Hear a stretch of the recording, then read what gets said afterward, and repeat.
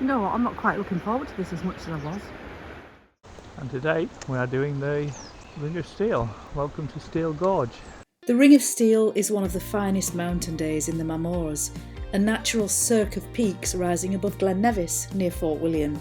The usual way to tackle the route is to start at the end of Glen Nevis, climb up onto the ridge via An Gearanach,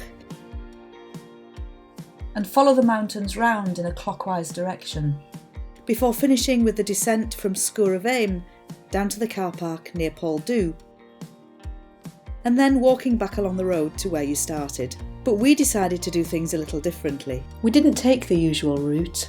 Instead, we followed a route from a very old guidebook, which was frankly a bit gruelling. That was part of the walk, just through Steall Gorge, through the trees. It all starts gently enough, a walk through a gorge, but that's a bit of a false promise. It's about 4 centigrade. I guess it's going to be quite icy as we get higher up. Equipped with ice axe crampons and our wits. A path blocked, diversion required. I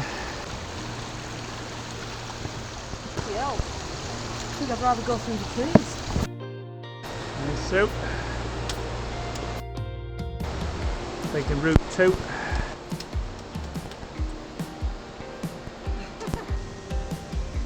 We set off at 10 AM, which felt like a perfectly reasonable idea, though as it turns out we may have slightly overestimated our speed versus our age. There's the falls of Steall if you can make them out, the sun glare, and we're headed to the wire bridge before we head uphill. And this is an interesting bridge, not your usual for crossing. And here we go.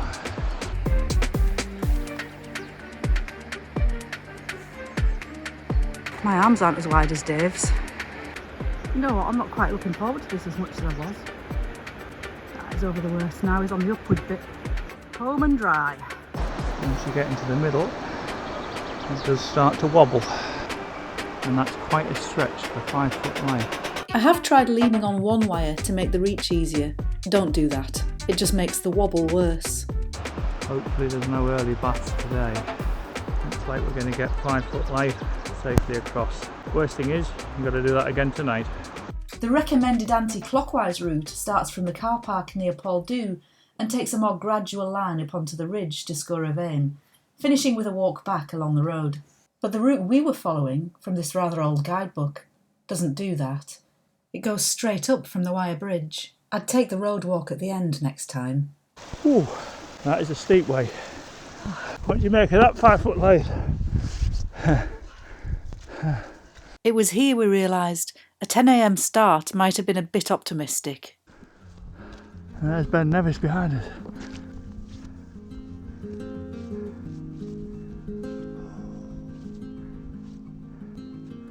We arrived in Coire Sgorach, crossed the stream and took a moment to look round.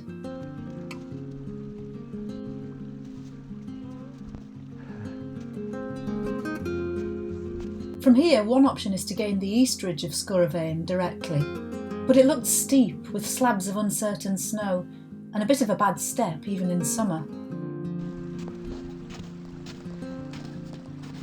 There's also a bypass route which skirts the east ridge and avoids both the summit of Sgurr and the Devil's Ridge beyond, but that wasn't why we were here. So we decided to drop down slightly into the Coire, pick up the route from Paul Du and follow that up onto the summit ridge.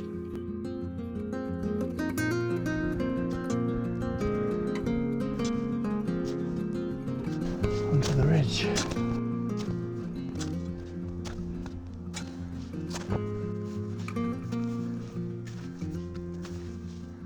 It's steep and was easier using crampons and an ice axe.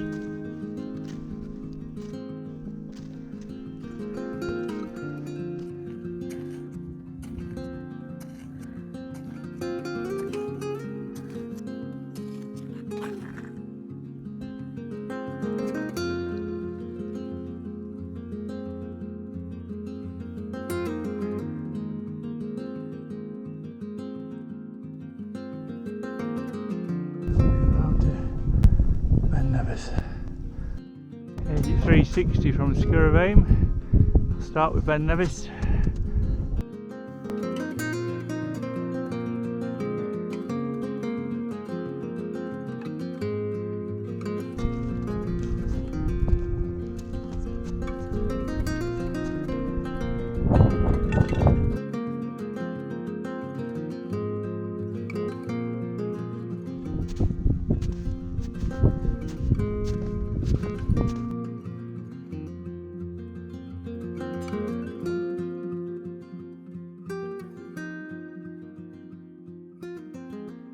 Next comes the traverse of the Devil's Ridge.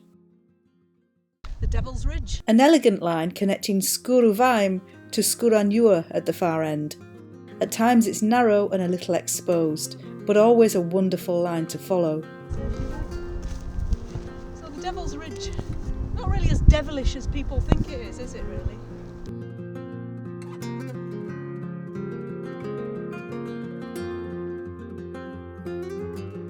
About 2/3 of the way along you reach the summit of Stob Unorthodox, and it's beyond this point that the ridge becomes more hands-on, with some enjoyable scrambling, before gaining Sgurr at the far end.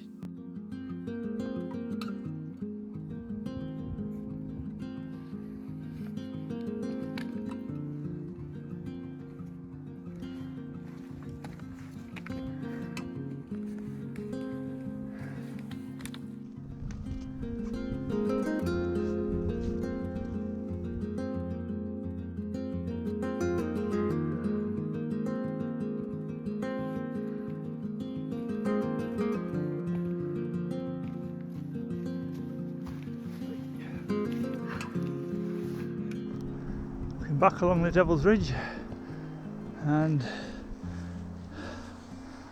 onwards to the top.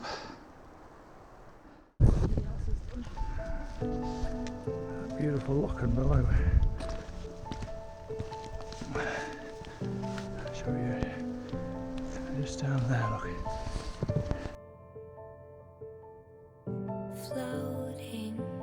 Our onward route, Am Bodach. And a little climb and then down and then across. Is that Am Bodach? That Yeah. one, is it? The one behind? Yeah.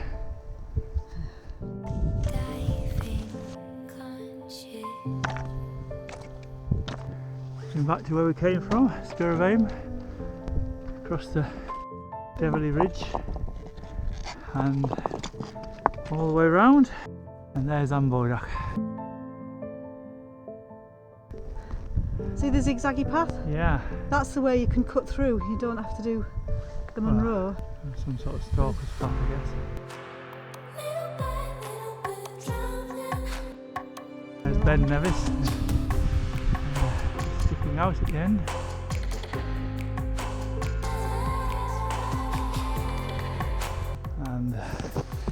And our route ahead along the ridge line to Am Bodach and then across to An Gearanach before we descend. Whew. Panting hard at the summit of Am Bodach. So far, so good. Devil's Ridge behind us. Hard one. But the descent from Am Bodach is notoriously steep, and there is a bypass path if you don't fancy it.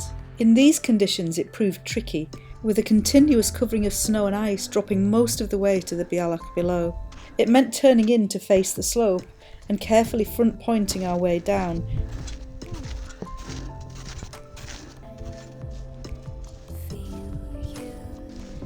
More ridge.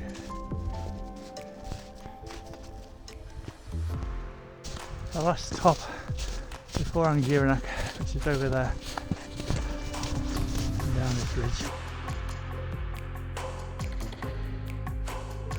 Heading up An Gearanach.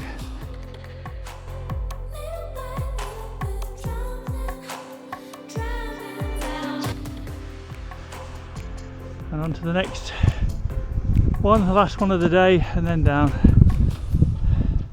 Even this is very exposed. The traverse between An Gearanach and An Gearanach, the final Monroe of the day, is narrow in places, blocky and a little exposed, but makes for some very enjoyable scrambling.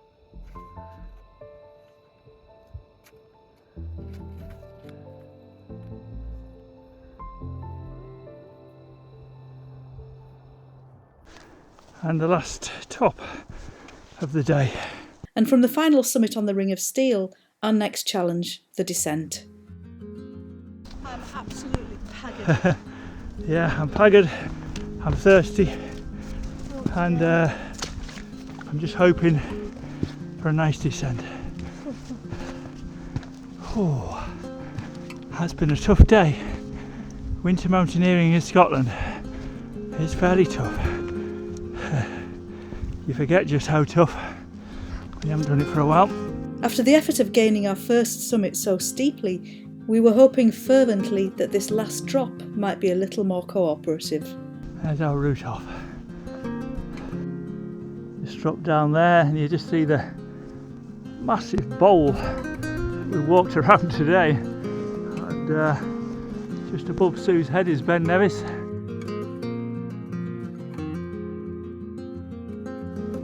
down the zigzaggy path to finish. Sgurr of Mhàim with the sun just dipping behind it. And our route's going down there. It doesn't give up easily.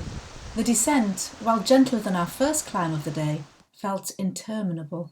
And by now, we knew we'd be finishing in the dark. Still about 800 feet to descend. And it wasn't over yet. Before we could even think about recrossing that wire bridge in the fading light, there was the small matter of an almighty bog to negotiate. There's the hut in the distance, a wire bridge to cross, and then back for tea and medals. And that's the falls in all their glory. And then the river crossing at the foot of the Steall Falls. This was not an insignificant proposition. What a wuss, I just went for it. My feet aren't that wet.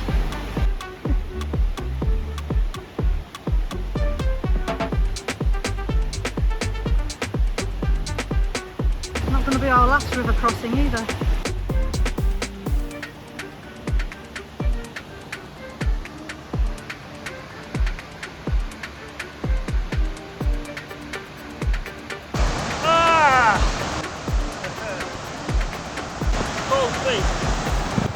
I just went across in my boots.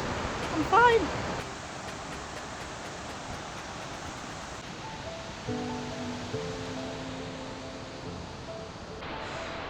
And there's the hut. Getting late, getting dark, and a wire bridge to cross. Floating, weightless, undersea.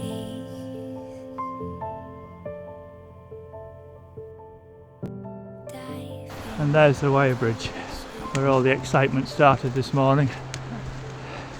Let's hope it's not too exciting to finish. And there's 5 foot light making an evening crossing. And we're just starting to see a little bit of alpenglow hitting the peaks. You and me. Well, so a good one when you finish late. Head torch finish. Head torch finish. It's been some day. There she is.